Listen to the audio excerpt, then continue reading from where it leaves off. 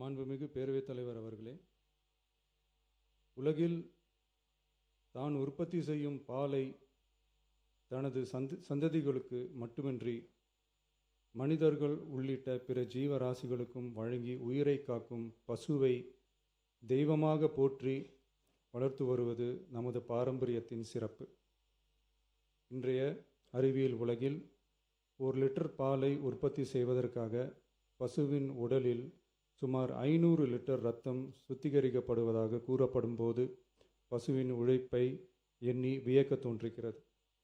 தமிழ்நாட்டில் 8800 பால் கூட்டுறவு சங்கங்களில் உள்ள 3,16,000 பால் உற்பத்தியாளர்களிடமிருந்து தினசரி 34 லட்சம் லிட்டர் பால் கொள்முதல் செய்யப்பட்டு ஆவின் நிறுவனத்தின் மூலம் நாளொன்றுக்கு 31 லட்சம் லிட்டர் பால் நுகர்வோருக்கு விற்பனை செய்யப்பட்டு வருகிறது. தற்போது 4.3% கொழுப்புச்சத்து மற்றும் 8.2% இதர சத்துகள் அடங்கிய 1 லிட்டர் பாலுக்கு கொள்முதல் விலையாக 35 ரூபாயும் மாநில ஊக்கத்தொகையாக 1 லிட்டர் பாலுக்கு 3 ரூபாயும் ஆக மொத்தம் 1 லிட்டருக்கு கொள்முதல் விலை 38 ரூபாய் 5/11/2022 முதல் வழங்கப்பட்டு வருகிறது. அதிகாலை 3 மணிக்கே எழுந்து மாடுகளை சுத்தம் செய்து பால் உற்பத்தி செய்யும் உற்பத்தியாளர்களின் உழைப்பையும் தீவனம் மற்றும் வேலையாட்களின் கூலி உள்ளிட்ட அதிகரித்து வரும் செலவுகளையும் கடந்த கால அரசு போதிய அளவில் கருத்தில் கொள்ளவில்லை.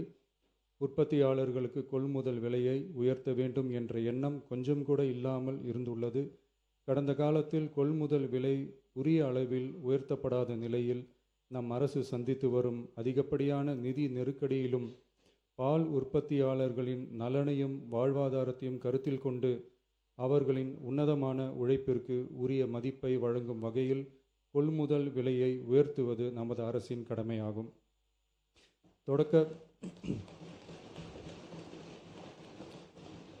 தொடக்க பால் உற்பத்தியாளர்கள் கூட்டுறவு சங்கங்களில் பால் வழங்கும் 3,16,000த்திற்கு மேலான பால் உற்பத்தியாளர்கள் பயனடையும் வகையில் பால் கொள்முதல் விலையை லிட்டர் ஒன்றுக்கு கூட்டுறவு சங்கம் மூலமாக 1 ரூபாய் உயர்த்தவும், மேலும் அரசு ஊக்கத்தொகை 3 ரூபாயிலிருந்து 5 ரூபாயாக உயர்த்தவும் ஆக மொத்தம் 1 லிட்டர் கொள்முதல் விலை 38 ரூபாயிலிருந்து 41 ரூபாயாக உயர்த்த அரசு முடிவு செய்துள்ளது. இந்த கொள்முதல் விலை உயர்வால் கூடுதலாக ஒரு மாதத்திற்கு ரூபாய் 30 கோடியும் ஒரு ஆண்டிற்கு 360 கோடியும் செலவாகும்.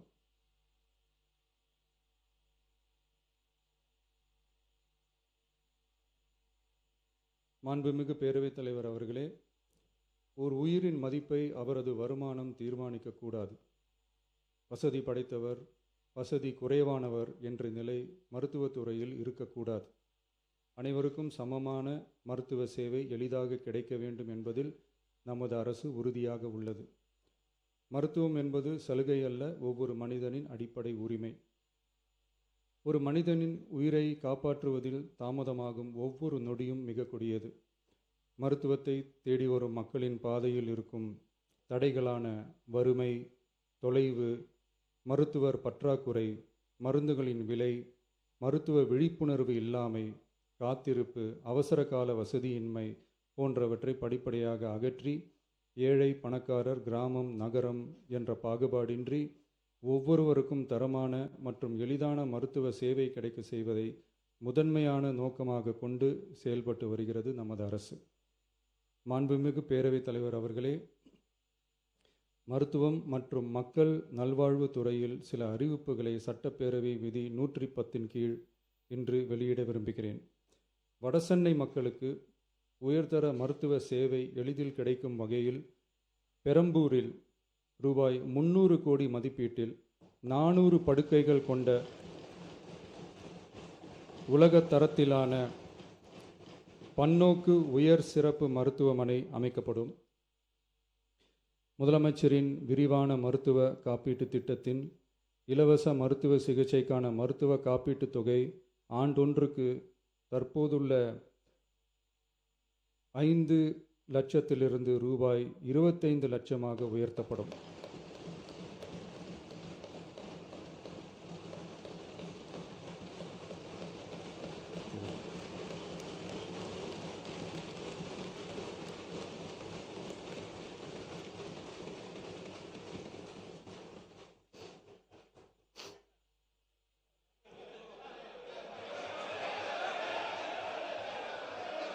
நீங்க படிங்க உட்காருங்க. மாநில உறுப்பினர் ஆசிரியர் உட்காருங்க. பேரவை முன்னவர் உட்காருங்க. அப்புறம் எடுக்கலாம். உட்காருங்க.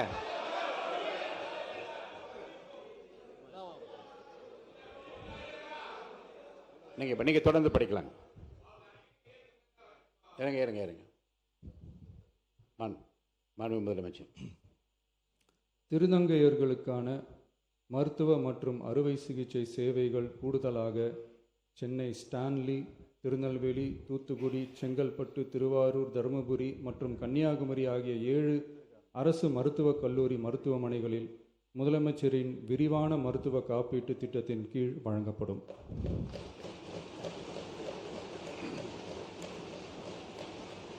தமிழ்நாட்டில் 2014 ஆம் ஆண்டிற்கு பிறகு புதிய அரசு செவிலியர் கல்லூரிகள் தொடங்கப்படாத நிலையில் தரமான மருத்துவ சேவைக்கு தேவையான செவிலியர், மருந்தியல் மற்றும் துணை மருத்துவ பணியாளர்களை உருவாக்கும் வகையில் அரசு மருத்துவக் கல்லூரிகளில் ரூபாய் 351 கோடி மதிப்பீட்டில் கூடுதல் மாணவர் சேர்க்கை இடங்கள் உருவாக்கப்படும். 7 புதிய அரசு செவிலியர் கல்லூரிகள் தொடங்கப்பட்டு 660 பிஎஸ்சி செவிலியர் மாணாக்கர் இடங்கள் உருவாக்கப்பட்டு ஏற்கனவே உள்ள செவிலியர் கல்லூரிகள் மற்றும் செவிலியர் பள்ளிகளில் கூடுதலாக 1925 கூடுதல் மாணாக்கர் இடங்கள், எண்முறை மருத்துவம் உள்ளிட்ட 12 துணை மருத்துவ படிப்புகளில் 2778 மாணாக்கர் இடங்கள்,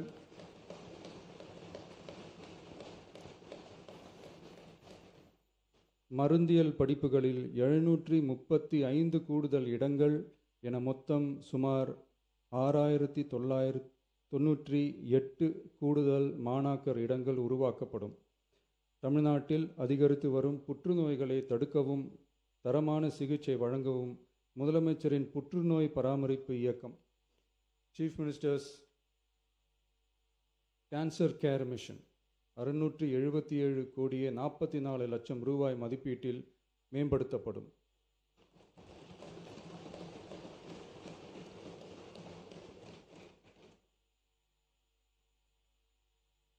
சென்னை ராஜீவ்காந்தி அரசு பொது மருத்துவமனையில் 471 கோடியே 80 லட்சம் ரூபாய் மதிப்பீட்டில் G+14 தளங்களுடன் ஒருங்கிணைந்த புற்றுநோய் சிகிச்சை பிரிவு அமைக்கப்படும். மேலும் 5 மண்டல புற்றுநோய் மையங்கள் regional cancer care centres Thanjavur, Coimbatore, Madurai, Tirunelveli மற்றும் விழுப்புரம் ஆகிய மருத்துவக் கல்லூரி மருத்துவமனைகளில் நிறுவப்படும். முதற்கட்டமாக மதுரை ராஜாஜி மருத்துவமனையில் ரூபாய் 84 கோடியில் G+8 தளங்களுடன் மண்டல புற்றுநோய் மையம் தொடங்கப்படும்.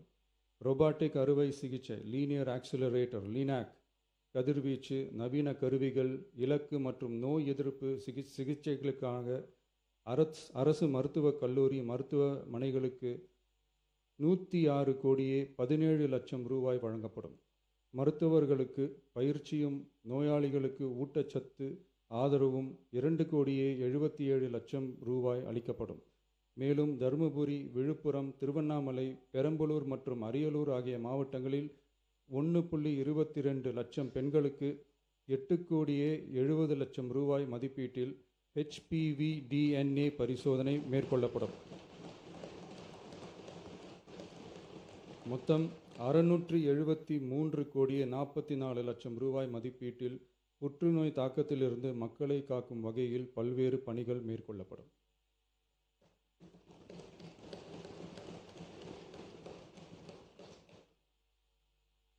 மாண்புமிகு பேரவைத் தலைவர் அவர்களே,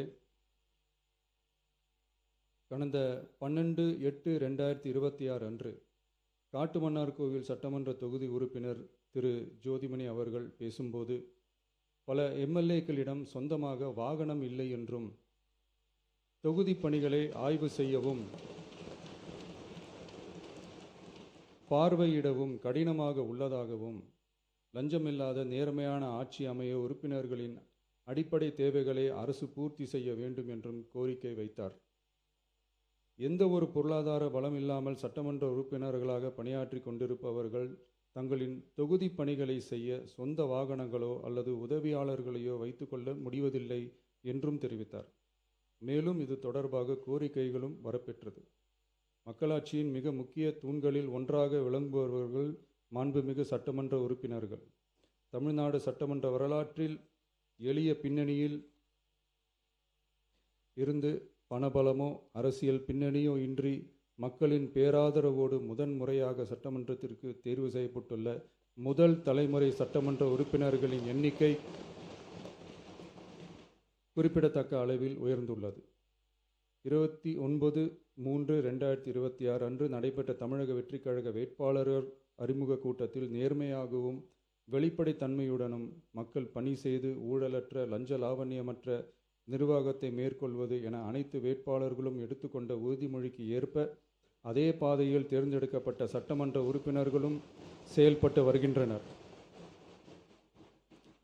மக்களுக்கான நிர்வாகம் நேர்மையின் பாதையில் என்ற அடிப்படையில் லஞ்ச லாவண்யமற்ற நேர்மையான மற்றும் வெளிப்படையான நிர்வாகத்தை அடித்தட்டு மக்கள் வரை கொண்டு சேர்க்கும் நோக்கில் தமிழக வெற்றி கழக அரசு செயல்பட்டு வருகிறது. தங்களது தொகுதி மக்களின் குறைகளை கேட்டறியவும் அரசு திட்டங்கள் மக்களை சென்றடைவதை கண்காணிக்கவும் தங்களின் தொகுதி முழுவதும் தொடர் பயணங்களை சட்டமன்ற உறுப்பினர்கள் மேற்கொள்ள வேண்டியுள்ளது. பொருளாதார பலம் இல்லாமல் சட்டமன்ற உறுப்பினர்களாக பணியாற்றும் மற்றும் முதலாக சட்டமன்ற உறுப்பினர்களாக தேர்வு செய்யப்பட்ட உறுப்பினர்கள் தங்களது மக்கள் பணியை தோய்வின்றி தொடர்வதற்கும் அவர்கள் தங்களின் தொகுதி பணிகளை திறம்பட மேற்கொள்வதற்கு வசதியாக அனைத்து சட்டமன்ற உறுப்பினர்களுக்கும் அரசு சார்பில் வாகனம் வழங்கப்படும் என்பதை மகிழ்ச்சியோடு தெரிவித்துக் கொள்கிறேன்.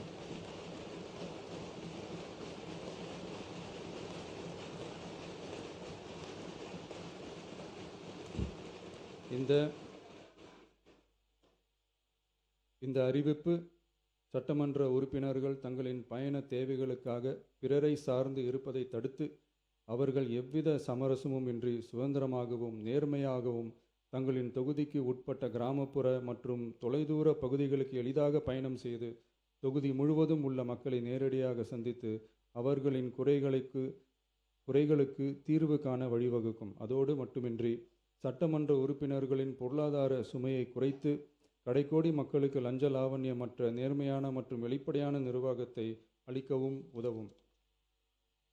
மேலும் சட்டமன்ற உறுப்பினர்கள் தங்களது தொகுதி சார்ந்த பல்வேறு பணிகளை மேற்கொள்ள ஏதுவாக சட்டமன்ற உறுப்பினர்கள் ஒரு உதவியாளரை நியமித்துக் கொள்வது அவசியம் என கருதப்படுகிறது.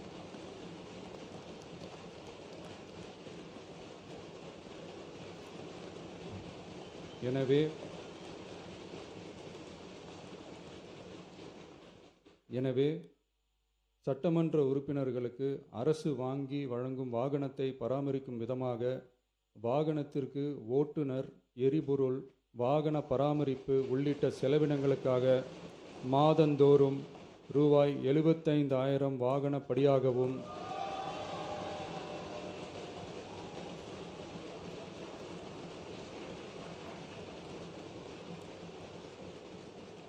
அலுவலக பணிகளில் உதவி செய்ய ஓர் உதவியாளரை நியமித்துக் கொள்ள மாதந்தோறும் ரூபாய் 25,000 உதவியாளர் படியாகவும்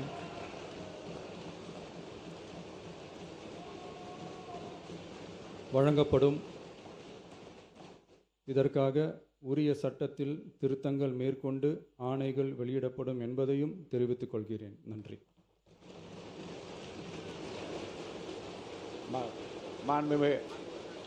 மாண்பு உறுப்பினர் ஜோதிமணி அவர்கள். மாண்பு உறுப்பினர் ஜோதிமணி அவர்கள் பேசுங்க. மாண்புமிகு பேரவைத் தலைவர் அவர்களே, தமிழக முதல்வர் அவர்களே மற்றும் அமைச்சர் பெருமக்களே, எதிர்க்கட்சி தலைவர் அவர்களே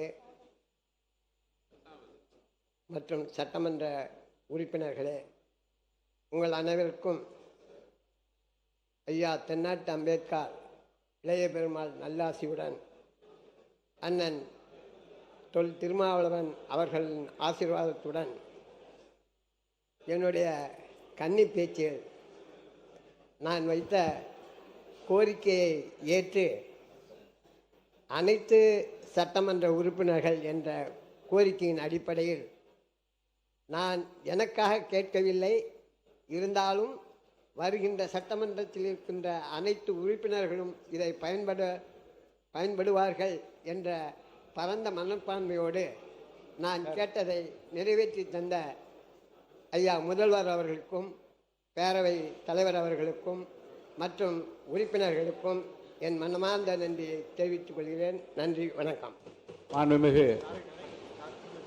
மாண்புமிகு உறுப்பினர் திருமதி தாரகை பட் அவர்கள். மாண்புமிகு பேரவைத் தலைவர் அவர்களே, உண்மையிலேயே புல்லரிக்கக்கூடிய ஒரு விஷயமாக மனதிற்கு ஒரு என்ன சொல்றது, இன்னைக்கு நிறைய பேர் வந்து ஃபர்ஸ்ட் டைமாக எம்எல்ஏ வந்திருக்காங்க, பொருளாதாரம் பின்பலம் இல்லாத ஒரு இடத்துல இருந்து வந்திருக்கிறாங்க. அவர்களுக்கெல்லாம் இன்றைக்கு நமக்கு இன்னைக்கு ஒரு காரு, சட்டமன்ற உறுப்பினர்களுக்கான காரு, டிரைவருக்கான சேலரி, ப்ளஸ் அந்த இது உதவியாளர்களுக்கான சேலரி எல்லாம் கவர்மெண்ட்டே நம்ம அரசாங்கம் கொடுக்குன்னு சொல்கிற டைமில் எதிர்கட்சியில் இருக்கிறவங்களுக்கும் இது உண்மையிலேயே இப்போ சந்தோஷமாக தான் இருக்கும். அவங்களுக்கு வெளிப்படுத்த முடியாது, அது எனக்கு தெரியும். நாங்களும் அங்கே இருந்தாலும் இதை தான் பண்ணியிருப்பாங்க யார் இருந்தாலும். எனவே இது மாண்புமிகு முதலமைச்சர் அவர்களுக்கு என்னுடைய வணக்கத்தையும் வாழ்த்துக்களையும் தெரிவித்துக் கொள்கிறேன். அதே போல இன்றைக்கு 110 கீழ் கொடுத்தக்கூடிய அனைத்து விதிகளையும் பார்த்தோன்னா இந்த அரசு மக்களுக்கான அரசு என்பதை திரும்ப திரும்ப சொல்லிக் கொண்டிருக்கிறார்கள். இந்த அரசில் கூடுதலாக, ஏன்னா முதலமைச்சர் விரிவான காப்பீடு திட்டத்தில் 5 லட்சம் வந்து கண்டிப்பா அந்த மக்களுக்கு நமக்கு தெரியாது. ஆனா இப்போ 25 lakhs இன்க்ரீஸ் பண்ணி கொடுத்துருக்கிறது. அதுவும் ஏன்னா எல்லா இடத்துலையுமே எல்லா மற்ற கவர்மெண்ட் அதர் கண்ட்ரீஸ்ல நம்ம பார்த்தோம்னா மருத்துவ சேவை என்பது கவர்மெண்ட் தான் நமக்கு கொடுத்துட்டு இருந்து. ஆனால் இன்றைக்கு இந்தியாவிலே தமிழகத்தில் மருத்துவ சேவை நமக்கு கவர்மெண்ட் கொடுக்கும், 25 லட்சம் ரூபாய் கொடுக்கும்னு சொல்றது, அதுவும் ஒவ்வொரு சாமானிய மக்களுக்கும் பெருமையான ஒரு நன்றி மட்டும் சொன்ன திட்டத்தை சொல்லணும் இல்ல புதிய, அதாவது எனவே இந்த கோரிக்கை எழுதும் வைக்காமல் விளக்கமாக பேசாமல் நன்றி மட்டும் சொல்லி முடிங்க. எனவே மாண்புமிகு முதலமைச்சர் அவர்களுக்கு காங்கிரஸ் பேரியக்கத்தின் சார்பாக எங்களுடைய நன்றியை தெரிவித்துக் கொள்கிறோம். மாண்புமிகு பள்ளிக்கல்வித்துறை அமைச்சர் அவர்கள். மாண்புமிகு பேரவை தலைவர் அவர்களே, மழை கொடுக்கும் குடையும் ஒரு 2 மாதம், வருஷத்துல 2 வாட்டி தான் மழை பெய்யும். வயல் கொடுக்கும் குடையும் ஒரு 3 மாதம், பசு கொடுக்கும் குடையும் ஒரு 4 மாதம். பார்த்திபனாம் எங்க முதல்வருக்கோ 4 மாதம். அத்தனை ஆண்டுகள் கழித்து ஆவின் கொள்முதலை ஏத்தி இருக்கிறாரு, மருத்துவ அறிவிப்பு தந்திருக்கிறாரு. எதிர்கட்சி எம்எல்ஏக்களுக்கும் ஒரு காரும் உதவியாளரும் தந்திருக்கிறார் என்று சொன்னால் அவரை இருக்கரம் கூப்பி வணங்குகிறோம். இது எம்எல்ஏக்களுக்கு மட்டும் இல்ல, மறைமுகமா எத்தனை பேருக்கு பயன் தரும் பாருங்க. ஓட்டுநர்களுக்கு வேலை, உதவியாளர்களுக்கு வேலை, சுற்றி சுற்றி பம்பரமாய் வேலை செய்வதற்காக ஒரு மிகப்பெரிய வாகனத்தை தந்திருக்கிறார். என்ன தருவார், எதை தருவார் என்றுவர் எண்ணும் முன்னே பொன்னை தருவார், பொருளை தருவார். போதாது என்றால் தன்னையே தரக்கூடிய தமிழ்நாடு முதல்வருக்கு நன்றி நன்றி நன்றி. மாண்புமிகு உறுப்பினர் திருமதி சத்யபாமா அவர்கள். மாண்புமிகு பேரவைத் தலைவர் அவர்களுக்கு எனது பணிவன்பான வணக்கங்களை தெரிவித்துக் கொண்டு 110 விதியின் கீழ் இன்றைக்கு சட்டமன்ற உறுப்பினர்களுக்கு வாகனம் எல்லாம் கொடுத்து இன்றைக்கு மக்களுக்காக பணியாற்ற வேண்டும், எந்த விதத்திலையும் அவர்களுடைய பணிகள் தொய்வு ஏற்படக்கூடாது என்பதை கருத்தில் கொண்டு இன்றைய தினம் மாண்புமிகு முதலமைச்சர் வெற்றி தளபதி அவர்கள் இன்றைக்கு சட்டமன்ற உறுப்பினர் அவர்களுக்கெல்லாம் ஒரு இன்ப அதிர்ச்சியை வழங்கி இருக்கிறார்கள். அவர்களுக்கு முதல்கண் என் நன்றி கலந்த வணக்கங்களை தெரிவித்துக் கொண்டு, சற்று முன்னால் இந்த அவையிலே நுழைந்த பொழுது மாண்புமிகு முதலமைச்சர் அவர்களுக்கு நான் ஒரு கோரிக்கையை கொடுத்தேன். அந்த கோரிக்கையை வாங்கின உடனே இந்த பிரச்சனை 2 நாளைக்கு முன்னாலேயே என்னுடைய கவனத்திற்கு வந்தது.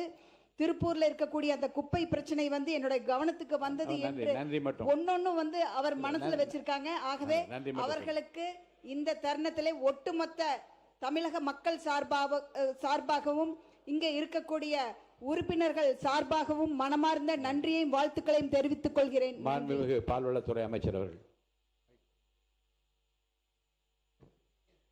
மாண்புமிகு பேரவைத் தலைவர் அவர்களே, பால் உற்பத்தியாளர்களின் சூழ்நிலையை அறிந்து தாயுள்ளத்துடன் பால் கொள்முதல் விலையை உயர்த்திய அறிவிப்பு வெளியிட்ட மாண்புமிகு முதலமைச்சர் அவர்களுக்கு மனமார்ந்த நன்றியை தெரிவித்துக் கொள்கிறேன். உறுப்பினர் கணேஷ்குமார் அவர்கள்.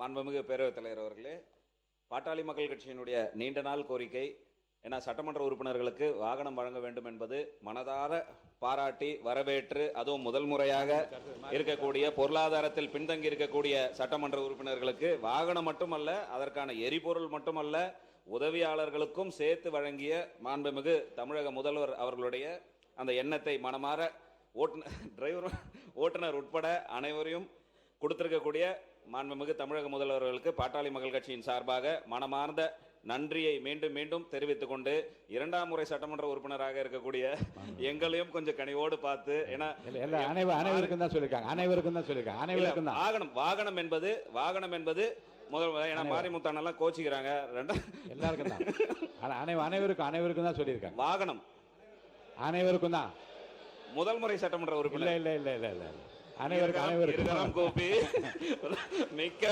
மகிழ்ச்சி. நன்றி அனைத்து சட்டமன்ற உறுப்பினர்களுக்கும் நன்றியை தெரிவித்துக் உறுப்பினர் சிந்து அவர்கள். உறுப்பினர் சிந்து பிடிக்கிட்டாங்க, உட்காருங்க. மாண்புமிகு பேரவைத் தலைவர் அவர்களே, மாண்புமிகு முதல்வரை, ரொம்ப மகிழ்ச்சியா இருக்குது. இதுக்காக ஒரு பாடல் மூலமாவே நன்றி சொல்லிடுறேன். கொடுத்ததெல்லாம் கொடுத்தார், இவர் யாருக்காக கொடுத்தார்? ஒருத்தருக்காக கொடுத்தார், இல்லை ஊருக்காக கொடுத்தார். ஒருத்தருக்காக கொடுத்தார், இல்லை ஊருக்காக கொடுத்தார். Thank you so much sir. Thank you.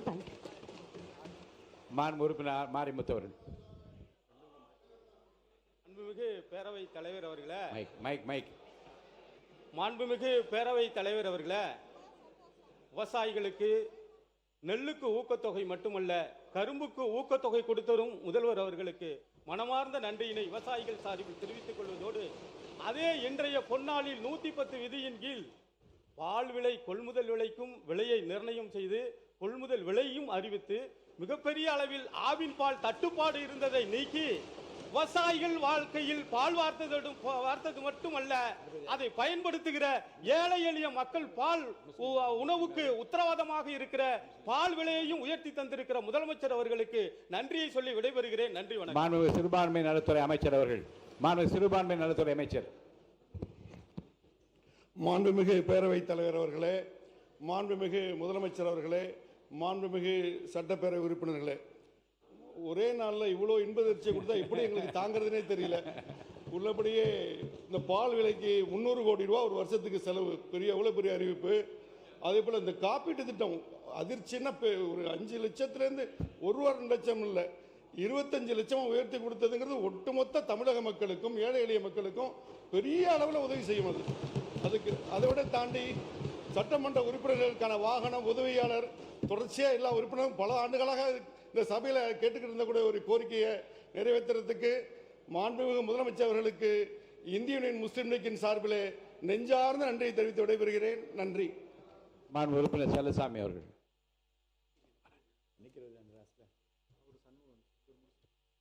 உரிய நாளிலே 110 விதியின் கீழ் நெல்லுக்கு விலை, கரும்புக்கு விலை, அதேபோன்று இன்றைக்கு மருத்துவத்துறையிலே அதிகமான இடங்கள் உட்பட, அதேபோன்று கல்லூரியிலே சேர்க்கை உட்பட அப்படிப்பட்ட அறிவிப்பெல்லாம் அறிவிக்கப்பட்டு, இன்றைக்கு பால் விலைக்கு கூட, பால் கொள்முதல் விலைக்கு கூட அதிகமான விலையை அறிவித்திருக்கக்கூடிய முதலமைச்சர் அவர்களுக்கு மார்க்சிஸ்ட் கம்யூனிஸ்ட் கட்சியின் சார்பில் நன்றியை தெரிவித்துக் கொள்கிறேன். வாகனம் சம்பந்தமாக அனைவருக்கும் கொடுக்கப்பட்டு சொல்லியிருக்கக்கூடிய அந்த விஷயம் இன்பமாக இருக்கிறது. மார்க்சிஸ்ட் கம்யூனிஸ்ட் கட்சியை பொறுத்தவரையில் ஏற்கனவே முன்காலத்தில் அவர்களுக்கு ஊதியம் உயர்த்தப்படுகின்ற நேரத்திலும் இது போன்ற சலுகைகளை கொடுக்கின்ற நேரத்திலும் மக்களுடைய வரிப்பணத்திலிருந்து கொடுப்பது என்பது அதிகமாக ஏற்புடையது இல்லை என்பதை சொல்லுவோம். ஆனால் ஒட்டுமொத்தமாக இந்த முதல்வருடைய மனதார இந்த எண்ணத்தை என்பது பாராட்டுகின்றோம். எங்கள் கட்சியுடைய நிலைப்பாடு சம்பந்தமாக என்ன என்று கேட்டு அதை நாங்கள் உட்படுவோம் என்று சொல்லி வாழ்த்தி உங்களுடைய அறிவிப்புக்கு நன்றி கூறி என்னுடைய உரையை முடிக்கிறேன். மாண்பு உறுப்பினர் திரு எஸ் காமராஜ் அவர்கள். மாண்புமிகு பேரவைத் தலைவர் அவர்களே, நம்முடைய மாண்புமிகு முதலமைச்சர் அவர்கள் 110 விதியின் கீழ் அறிவித்திருக்கிற ஒவ்வொரு திட்டங்களும் அற்புதமான திட்டங்கள். முதலிலே விவசாயிகளுக்கு ஊக்கத்தொகை. இன்றைய காலை பால் கொள்முதல் என்றவுடன் எங்களுடைய தொகுதியில் போகிற போக்கெல்லாம் மன்னாரில் மிகப்பெரிய பால் உற்பத்தியாளர்கள் கூட்டுறவு சங்கம் இருக்கிறது. மிகப்பெரிய சங்கம் அது. மன்னாரில் இருக்கிற பால் உற்பத்தியாளர் சங்கம் தமிழகத்தில் இருக்கிற பால் உற்பத்தியாளர் சங்கங்கள் அது ஒரு சொல்லிக் கொள்ளுகிற சங்கம். அங்கே பால் உற்பத்தியாளர்கள்லாம் முதலமைச்சரிடம் நீங்கள் சொல்லுங்கள், நீங்கள் பேசும்போது முதலமைச்சர் உற்று நோக்குகிறார், சிரிக்கிறார், அவரிடம் சொல்லுங்கள் என்று கோரிக்கை வைத்தார்கள். அந்த கோரிக்கையை நிறைவேற்றி கொடுத்திருக்கிற உங்களுக்கு எனது நெஞ்சார்ந்த நன்றியினை மன்னார்குடி சட்டமன்ற தொகுதியின் சார்பாக தெரிவித்துக் கொள்கிறேன்.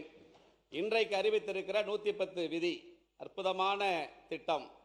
இப்போ கூட சொன்னாங்க 2 நாளைக்கு முன்னாடி முதல் சட்டமன்ற உறுப்பினர் எல்லாரும் ஆச்சரியப்பட்டாங்க. இங்கே வந்து நம்முடைய முதலமைச்சர் அனைத்து சட்டமன்ற உறுப்பினர்களுக்கும் கார் உதவியாளர் என்று சொன்னவுடன், டிரைவர் என்று சொல்லவுடன் உள்ளபடியே அனைவரும் சந்தோஷமாக இருக்கிறார்கள். நிறைய பேர் 4 கார் 5 கார் 3 கார்லாம் இருக்கு, என்னகிட்டையும் கார் இருக்கு. ஆனால் நம்முடைய அரசு கார் முதலமைச்சர் கொடுத்த காரில் செல்றங்கிற பெருமையோட நாளையிலிருந்து நான் இன்னும் தொகுதிக்கு செல்லுவேன். என்னிடையும் 3-4 கார் இருக்கு. ஆனால் நம்முடைய தமிழ்நாடு முதலமைச்சர் கொடுத்திருக்கிற காரில் தொகுதியை சுற்றி வரும்போது அதற்கு இருக்கிற ஒரு கெத்து, அந்த எம்எல்ஏ கெத்து, முதலமைச்சர் அவர்களுக்கு நெஞ்சார்ந்த நன்றியை தெரிவித்துக் கொள்கிறேன். வணக்கம். சண்முகம் அவர்கள். மாண்புமிகு சண்முகன். மாண்புமிகு பேரவைத் தலைவர் அவர்களே, எல்லோருக்கும் இன்ப அதிர்ச்சியை கொடுத்து அமர்ந்திருக்கக்கூடிய நமது மாண்புமிகு முதல்வர் அவர்களே, கோரிக்கை நியாயமான கோரிக்கையாக இருந்தால் அது மக்களிடம் இருந்து வந்தாலும் சரி, சட்டமன்ற உறுப்பினர்கள் வந்தாலும் சரி, உடனடியாக நிறைவேற்றப்படும் என்பதை மீண்டும் ஒரு முறை நமது முதல்வர் அவர்கள் நிரூபித்திருக்கின்றார்கள்.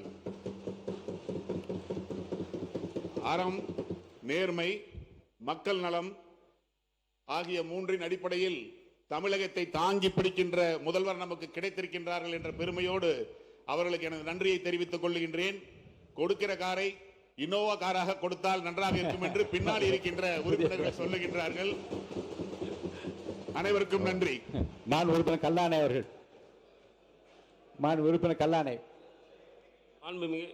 மாண்புமிகு பேரவைத் தலைவர் அவர்களே, தாயுள்ளம் கொண்ட எங்கள் தலைவர் இன்று பால் விலை உயர்த்தியிருக்காங்க. அந்த உற்பத்தியாளர்களை விட முக்கியமாக அதில் தாய்மார்கள் அதிகமாக அந்த பணியை செய்கிறாங்க. அந்த தாயுள்ளம் கொண்ட தலைவருக்கு முக்கியமாக நன்றி கூறுகிறேன்.